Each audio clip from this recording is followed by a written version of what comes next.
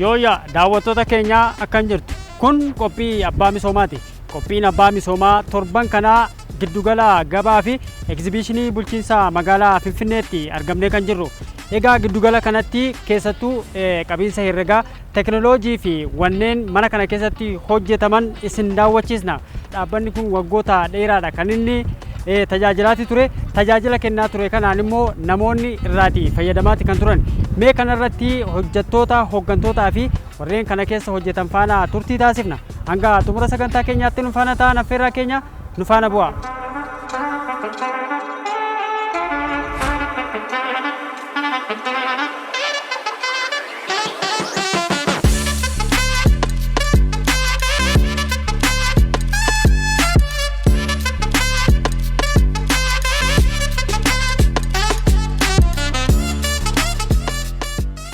Egaa daawwattoota keenyaa itti fufneeti jira. Obbo Kaasaawwan waliin turtii kan taasifnu. Egaa turtii isaa waliin taasifnuuni keessattuu giddugala gabaa kanaa fi egzibiishinii bulchiinsa magaalaa Finfinneetti hojiiwwan bal'aadha kan hojjetamu. Dhaabbanni kun erga hundaa'e waggaa hedduu kan inni tajaajilaati jiru. Keessattuu waan naannoo kanatti hojjetamu irratti xiyyeeffachuudhaan isaan faana turtii kan taasifnu.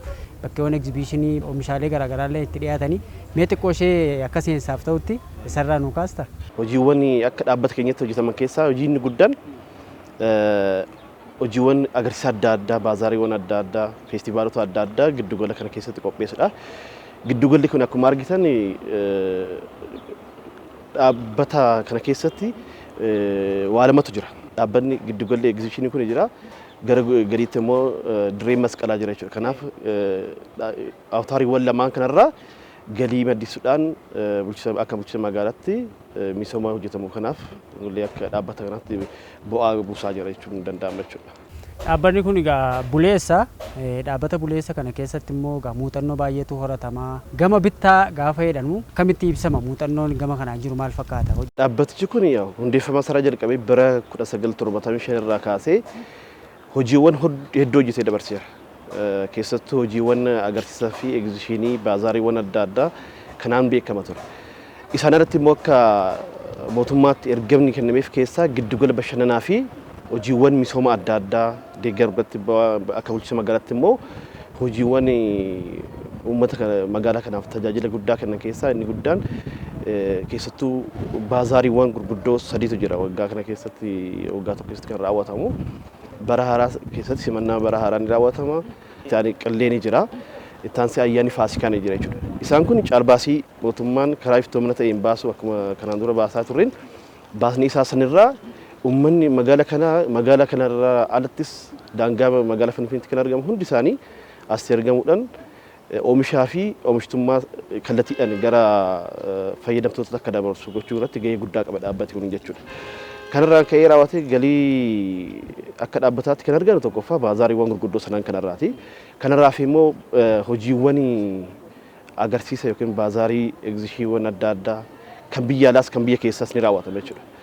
Akkuma sila kaasees immoo hojiin daldalaa kanaadhaatti giddugala ispoortii fi iddoo bashannanaatti tajaajila dhaabbanni. Akka waliigalaatti agarsiisni yookiin egzibiishinii waggaa keessatti taasifamu bara kana keessa qofa ji'oottan 10 darban keessatti dirree masqalaa fi giddugala egzibiishinii kana keessatti egzibiishiniiwwan yookiin iiventiiwwan garaagaraa gara naannoo 50 ta'an raawwatameera jechuudha. Koomishiniin waldaa hojii gamtaa federaalaa waggaa waggaadhaan ni gaggeeffama jechuudha. Oomishaalee dhiyeessu. Oomishaalee kallattiidhaan qonnaan bulaa yookiin yuuniyeen irraa gara fayyadamtootaatti kan dabarsuu danda'u akkaataa kanaan yeroo baay'ee waggaa waggaadhaan ni raawwatama jechuudha.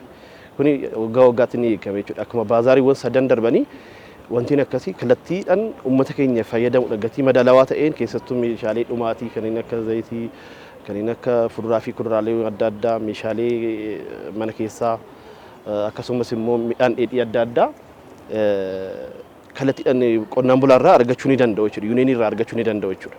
Addis Chamber of Commerce yookiin Ethiopian Chamber of Commerce yeroo baay'ee daldaltoota biyya alaa keessattuu agarsiisa adda addaa keenyaaf waan biyya alaatti oomishamu kana gara biyya keessatti agarsiisa business to business wal quunnamsiisuu keessatti gahee guddaa qaba.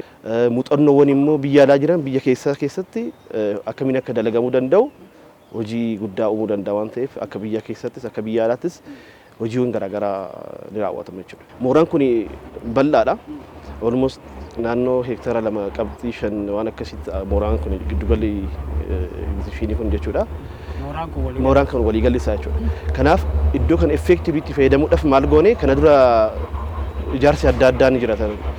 Ijaarsi san kaasuudhaan iddoon agarsiisaa fi baazarii yookiin egzibishinii irratti raawwatamu akka badhatu dhaabbatichi immoo asirraa galii guddaa akka argatu akka dhaabbataatti hojii misoomaa akka hojjenne jira.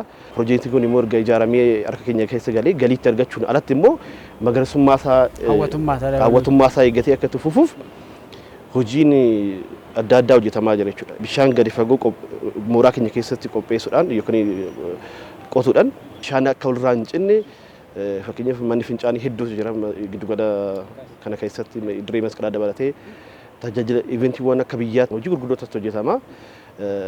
Dabalataanis immoo hojii magariisummaa itti fuudhaaf bishaan akka bulchiinsa magaalaa keenyatti kan jiru ta'ee akka dhaabbataatti immoo mataa keenyaan baasnee hojii misoomaa kun akka adda hin cinne kan goonetu jira jechuudha. Caalbaasiin kun gaafa bahu caalbaasii kana keessatti namoonni caalbaasii kana mo'atanii haalli kaffaltii isaa yookaanis immoo naannoo fayyadamtootaa irratti dhiibbaa akka hin uumneef waan isin gootan jira. Namtichi caalbaasii mo'ate kuni namoota gara gadii irratti dhiibbaa akka hin gooneefi waan isin ilaaltan yookaanis immoo kun furmaata ta'uu danda'a. Namichi mo'ate kuni akkaataa kaffaltii itti raawwachuu danda'u irratti qoqqoodiinsi yeroo isin taasiftanii fi namichi kuni akkan itti raawwate kana keessaati uummanni immoo akka fayyadamu waan taasiftan jira. Caalbaasiin kun gaafa bokaa amma yeroo tokko tokko gama kamii ilaaluu dandeenya. Qaala'insi jireenyaallee jalqaba waggaa lamaan kana dura gatiin caalbaasiitti mo'atamuu fi bara darbee yookiin bara kana garaagarummaa guddaa qaba. Maaliif akkuma biyyaatti waan beekamutu jira waan ta'eef bu'aawwan achi keessatti argaman keessaa inni guddaan galii mootummaa yookiin galii dhaabbatichaa guddisuun alatti immoo fayyadamtoota kallattiidhaan kanaan dura egzibishin yookiin baazaariin akka itti beekamutti namoonni gatii madaalawaadhaan meeshaalee adda addaa meeshaalee biyya keessaas meeshaalee dhumaatii mana keessaas kan ittiin bittaaf gurgurtaan itti raawwatamudha. Garuu yeroo dhiyoon asitti gatiin caalbaasii ol ka'aa dhufe akkuma silee aksiikaas tokkoffaan ka'umsisaa yoo qaala'insa jireenyaa ta'a. Industirii kana keessatti immoo dhaabbileen adda addaa eeyyama daldalaa baasuudhaan gara industirii kanatti dhufan bu'a qabeessummaa isaa irratti madaalummaa isaa fudhatanii raawwatanii kallattii isaaniitiin immoo caalbaasii gaafa jennu kallattii ka'umsa isaa keenya malee siliingii isaan keenya yeroo baay'ee jechuudha. Kanaaf guddachaa akkaataa dhufeetu jira. Kanarraan ka'ee immoo maal gooneenis qorannoo yeroo dhiyootti gaggeessine keessatti gatiin caalbaasii kanaa ol ka'uunsaa tokkoffaa akka dhaabbataatti akka immoo dhaabbata hojiiwwan iventii kana akka orgaanaayiz godhuutti yookiin immoo akka fayyadamtootaatti dhiibbaa inni geessuu danda'u qorannoo goonee turre jechuudha. Qorannoo kanaan maal goone yeroo baay'ee dhaabbileen iventii kana orgaanaayiz godhan yookiin qindeessan haalli kaffaltii dhiibbaa qaba ture kana dura jechuudha. Waggaa san darbe keessatti maalidha yeroo sadi keessatti yeroo jalqabee caalbaasii mootee jira gidduudhaan ni kaffala sadarkaa gulantaa sadiin kaffala ture. Yeroo ammaa kana dhiibbaan namoota iventii kana qindeessan irratti akka uumamne maal goone nuti flexible karaa ta'een gulantaa afuriin gulantaa jalqabaa lammaffaa sadaffaa afuraffaa jennee unconditional bank guarantee rate yuunoo kaffalee erga iventiin dhumee guyyaa muraasa keessatti yoo unconditional bank guarantee nu kenname yookaan immoo dhaabbatichi hojii kana iventii kana xumuruudhaan guyyaa 15 dura akka xumuru.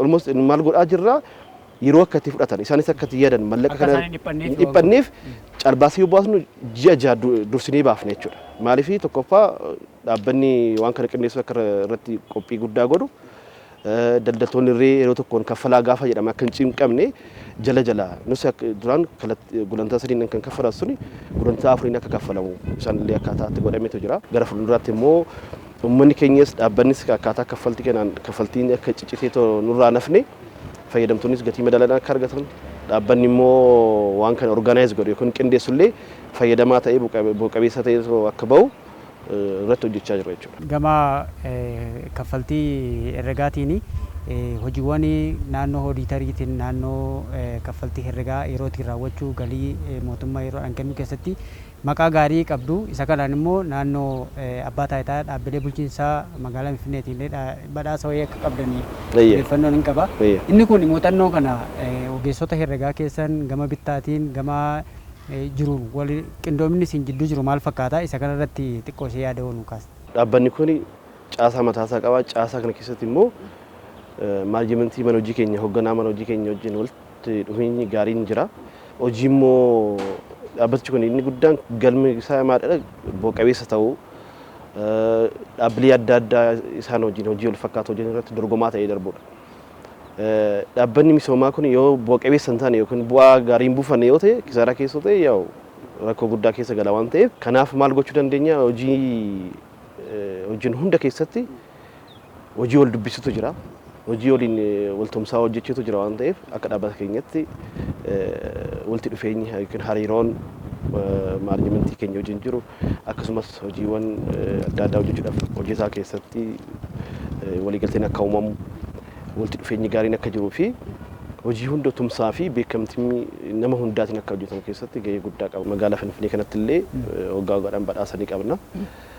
Akkasumas immoo galii mootummaallee yeroo isaa eeggatee raawwate galii mootummaaf galu kaffaluu irratti akkasumas immoo bu'aa argame irraa immoo gahee bulchiinsa magaalaa keessatti galii argame irraa dhangalaasuu irratti illee akka fakkeenyatti dhaabbata misoomaa jiran keessaa dhaabbanni keenya fakkeenyummaa gaarii qaba jedheen kaasa. Bakki amma agarsiisaa fi bakkeewwan egzibiishinii kun tureera, buleera, buleessadha, maqaa gaarii qaba.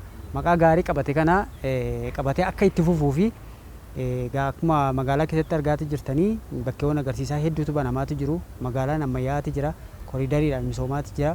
Naannoo qarqara lageenittis hojiiwwan kana fakkaatan hedduutu hojjetamaa jira. Kana dorgomaa taasisuudhaa fi akka dhaabbata keessaniitti maal itti yaadaati jirtu? Isa kana ammayyeessuu, wayyeessuu, dorgomaa taasisuudhaaf. Dhaabbanni kun akkuma silasii kaase bara 1975 kaase suphaawwan adda addaa taasifamuu malee aga ammaatti akkuma argite keessattuu mooraan giddugala egzibiishinii kun misooma bal'aa barbaada jechuudha. Misooma jennu akkuma ati kaastee qarqara lageenii fi koriidarii fi hojiiwwan misooma magaalaa keenya keessatti hojjetaman hunda keessan akkaataa kompaatibil ta'een dhaabbanni kun immoo bu'a-qabeessummaa isaa dorgomaa ta'e itti fufuudhaaf misoomuu qaba jechuudha. Kanaaf akka bulchiinsa magaalaatti irree akka mootummaattis akka kaayyoo guddaatti bara kana keessatti waan irratti kaayyoofame natti fakkaata. Kanaaf dhaabbanni kun teknooloojiiwwan amma yeroon kun barbaadu irratti invest godhee hojii bu'a-qabeessaa fi bu'a-qabeessummaa isaatti dabalee raawwatee hojjechuudhaaf mooraan kun sirriitti misoomuu qaba jechuudha. Kanaaf rakkoo infiraastructurii guddaa qabna. Rakkoo misoomaa hedduu qabna. Kanaaf bulchiinsi magaalaa Finfinnees akka biyyaattis dhaabbanni kun iddoo giddugalatti argama. Akka biyyaattis akkuma naannoo keenyaattis akkuma magaalaa keenyattis akkuma addunyaatti jechuudha. Keessattuu dirree masqalaa kun iddoo beekamtii guddaa qabudha waan ta'eef seenaa guddaa qabus waan ta'eef akka magaalaatti xiyyeeffannootti kennamee hojiin kun hojii misoomaa kun dafee raawwatee akka raawwatu kanarraan kan hafe dirree masqalaa keessatti teknooloojiiwwan adda addaa investamee naannoo 2013 jalqabee hojii gaariitu hojjetamaa jira. Isaa wal qabatee giddugalli kunis yoo misoome hojii adda addaa vaaliyuu adda addaa irratti dabalee raawwanne hojii kana caalaa sirriitti cimsinee hojjennee bulchiinsa magaalaa keenyas galii guddaa galchuudhaan tumsa adda addaa gochuu ni dandeenya kan jedhu ergaa dabarsuu barbaada jechuudha. Galatoom ulfaadhu turtii waliin taasifne. Galatoomaas danda'e. Egaa daawwattoota keenya giddugala gabaa fi egzibiishinii bulchiinsa magaalaa Finfinneetti argamnee akkuma isin daawwachiisaa turre ammallee itti fufneeti jirra. Mee amma immoo naannoo qabiinsa maallaqaa akkasumas immoo naannoo teknooloojiitti ogeessota dubbisneeti sagantaa keenya isin daawwachiisna hanga xumura sagantaa keenyaatti ammallee nu faana turaan affeerra keenya.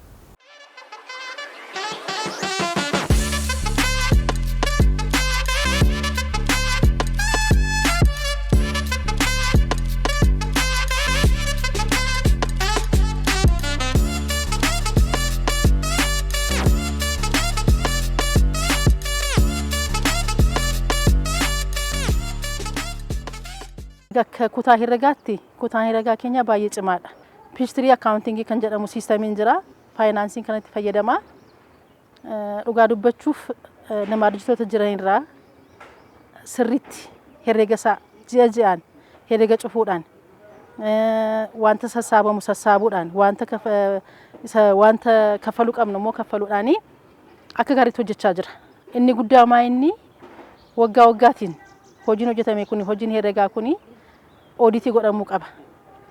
Nuti baruma duraatii kaasee waggaa waggaatiin ooditii goonee gahee mootummaadhaaf kaffalamu wanta taaksii fakkaatu kana isa guyyaa keenyaan eegnee kaffaluudhaan bara darbee keessa badhaasa fudhanneerra. Maaliif dorgommii ta'e keessaatii akka limaa dirjitiitti waggaa waggaadhaan ooditii gochuudhaan herreega sirriitti qabatee taaksota barbaachisan mootummaadhaaf kan kaffalamuu qabu hundasaa kaffaltiidhaan badhaafamneerra. Biyyi keenya akka biyyaatti akka magaalattis jijjiirama keessa jirti. Jijjiirama wajjin deemuudhaaf riiformiin meeshaa guddaadha. Kanaaf meeshaa guddaa kana fayyadamnee jijjiirama biyyattiinis magaallis akka addunyaatti barbaadamu wajjin deemuun murteessaa ta'uusaa dhaabbanni keenyas amanee yoo xiqqaate waggaa 3-4 riiformiin kun akka lafa qabatu hojii adda addaa hojjechaa ture jira. Hojjechaas jira. Jijjiirama wajjin deemuudhaaf qajeelfamoota adda addaa, dambiiwwan adda addaa bocamaa ture. Inni sun hojiitti hiikamee jira. Lammaffaa immoo hojjetaan hojii wajjin deemuu akka danda'u leenjii adda addaa qorannaa riiformitis already xumuramee gara xumuraarra gahaa jira jechuudha.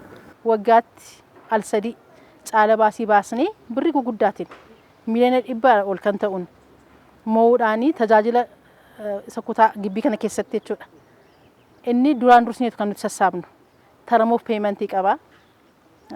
Yeroo agreementii gallu sana al 3tti al 4tti namichi inni caala baasii sana mo'ees utuu miidhamiin yeroo isarratti nuti caanaa uumnu isaan immoo eenyu irratti uumu naggaadota warra gannan irratti sun immoo bakka gaariin taaniif al 4tti akka isaan kaffalan goone garuu hordofne guyyaa sanaan sassaabna. Fakkeenyaaf riiformiin mana jijjiiruu danda'u akkaatuma hojjetaa itti hojii hojjechuu danda'u qajeelfamni kanaan dura turee fi amma ture garaagarummaa qaba jechaadha. Akkaataa hojiin itti saffisee itti hojjetamuu danda'u kun jijjiirama fidee jira.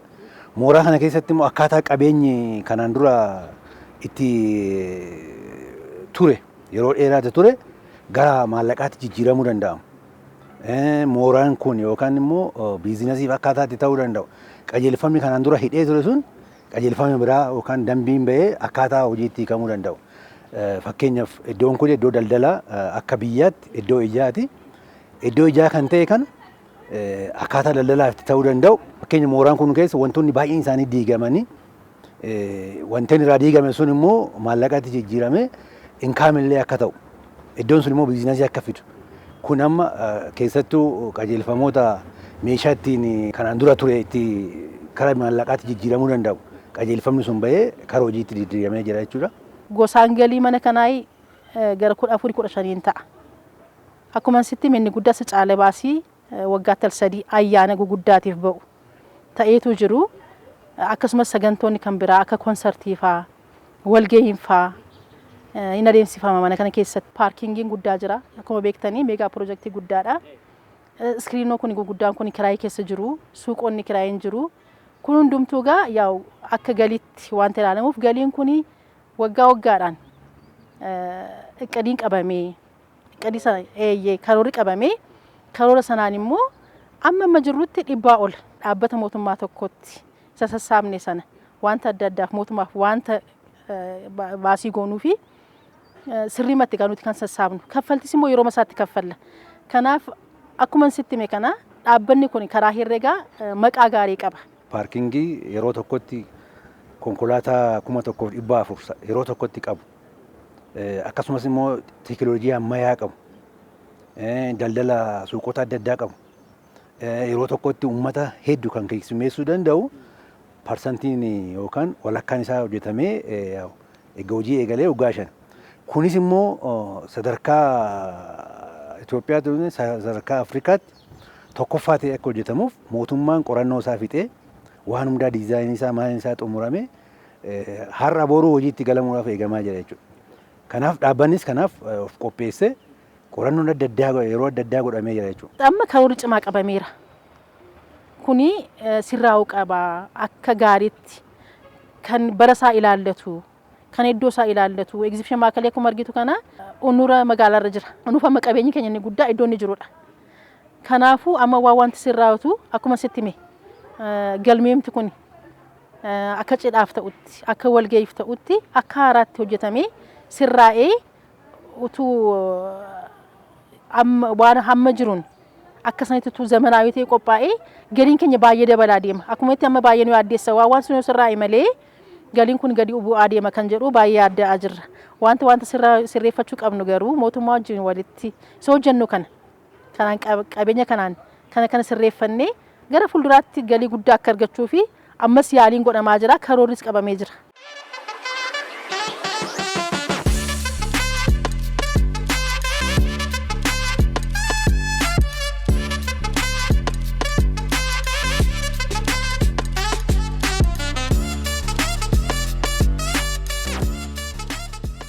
Egaa daawwattoota keenya isin daawwachiisuun keenya ittuma fufeeti kan jirru amma immoo giddugala daataa seenterii addabaabayii masqalaatti kan nuti argamneeti jirru ogeessaa ICT yookaan immoo daayirekteera teekinooloojii giddugala kana wajjin turtii kan taasifnu baga wal barre baga wal agarre. Baga wal jigee. Ayyee mee waan giddugala kana maqaa guutuu kee fi gahee hojii kee irraatti kaasnee itti fufname.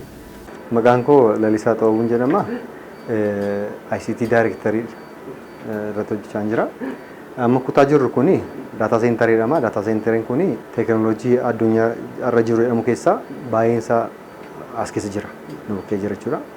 Paarkingii kana maaneejii gochuudhaa fi teekinooloojii paarking maaneejiment siistem, seekuritii siistem, sarvilaans yookiin immoo namoonni galanii gaafa ba'anu nagaan galanii akka ba'anuuf isa seekuritii gochuudhaa fi seeftii fi seekuritii wajjin kan hojjetu teekinooloojii akka ammayyaas jira as keessa. Teekinooloojiin kun hundi isaa integreetidha. Kun duukaa hojjetuudhaaf hojjetu jechuudha. Amma lafa jiru kana keessatti makiinaa 1,400 kontiroolii godhuu kan danda'amu konkolaataa amma san maaneejii kan godhu paarkingii qabna. Paarkingiin kun paarkingii isa tokkoffaadha biyya kana keessatti. Teekinooloojiidhaanis lakkoofsa konkolaataa qabachuudhaanis tokkoffaadha kun. Amma kan argannu kan maanni asitti ilaallu kun kaameeraa aynata lama qabna. Inni tokkoffaa sarvilaans siistemii inni odeessudha. Inni lammaffaa immoo spootii yookiin immoo pileet riidarii makiinaa garuu pileetii jaraa ilaalaa daataabeezii qabna. Gara daataabeezii sanatti nu erga jechuudha. Isa maaneejii nu godha. Kanaaf asirratti hundi isaanii makiinaan lafa dhaabbate hundi isaatti kaameeraa gara 4 jira. Makiinaa tokkoof kaameeraa 4 jira. Kaameeraa 4 ilaala. Kaameeraa 4 jechuun tokko makiinaa akkamitti akka dhaabbatee sirriitti dhaabbachuusaa sa'aatii meeqatti akka galee pileetii isaa dubbisee gara daataabeeziitti ergachaa isa kaan dammoo warra sarvilaans siistemii yookiin immoo warra seekuritii maaneejii godhan jiraaf dammoo achitti riippoortii godha. Jiraaf riippoortii godha jechuudha. Isa kontiroolii gochaa hojjeta. Inni kaan seeftii fi seekuritii irratti dammoo alaarm siistemii qabna. Faayir alaarm siistemii fa'aa qabna. Faayir alaarm siistemiin kun maal inni asitti waa uumamuu namoonni ibiddi fa'aa uumuu jiraannaan isa seensii godhee asitti erga. Erguu duwwaatu ta'een eessatti akka uumame ammam akka ta'e isa kontiroolii godha. Lookeeshinii sana immoo maaneejii gochuudhaaf baareerii teekinooloojii fa'aa baareerii qaba. Baareerii sun hundi hin cufama. Iddoo tokkotti akka dhumuuf yookiin immoo akka kontiroolii akka goonu isa maaneejii godha jechuudha.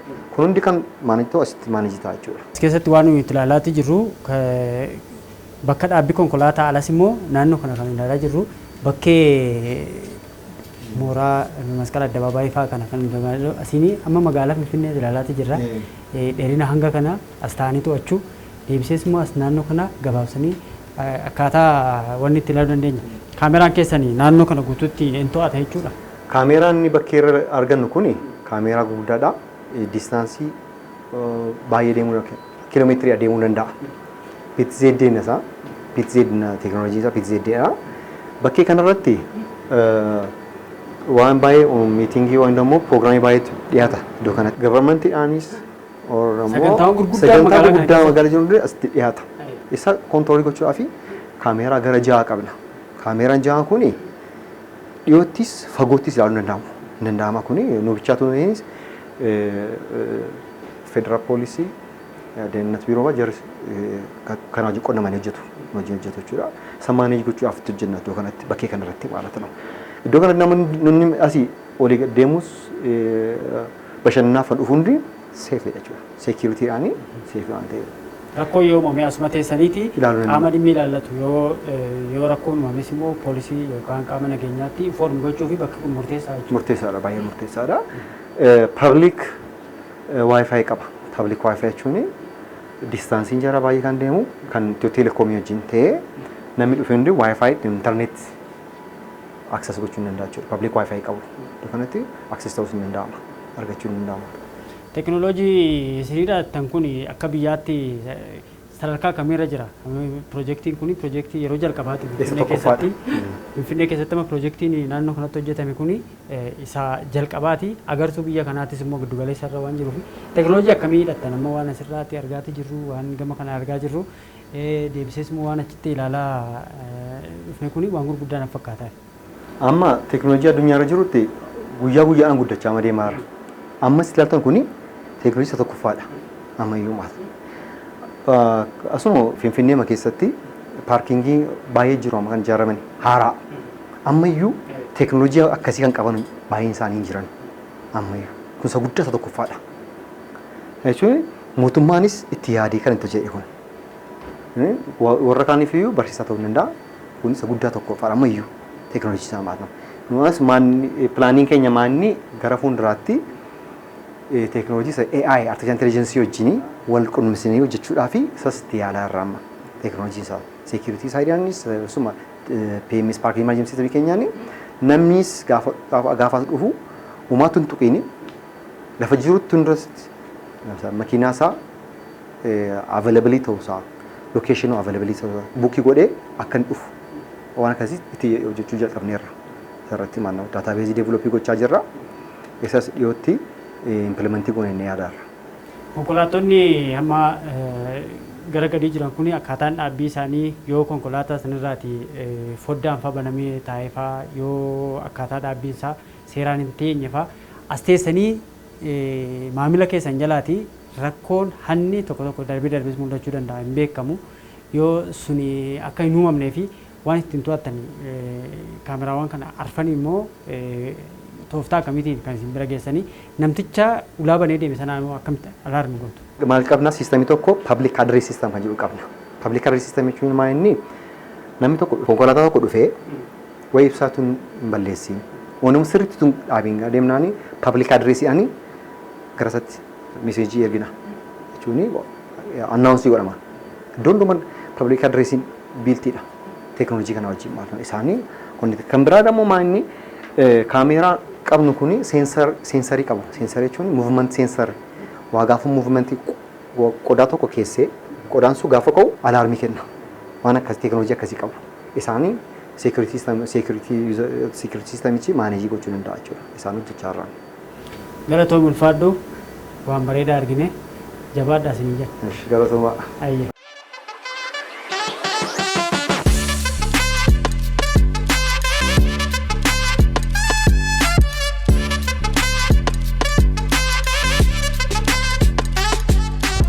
Egaa daawwattoota keenya qophii keenya abbaa misoomaa torban kanaatiin giddugala gabaa fi egzibiishinii bulchiinsa magaalaa Finfinneetti argamnee haala qabiinsa herregaa itti fayyadamaa teknooloojii fi kanneen hojiiwwan gama kana keessatti hojjetamaa jiranii isin daawwachiisaa turre. Egaa yeroo biraa qophii biraatii walitti deebina. Walbaanaa xumuraan ture horaa bulaa deemanaa isin jenna.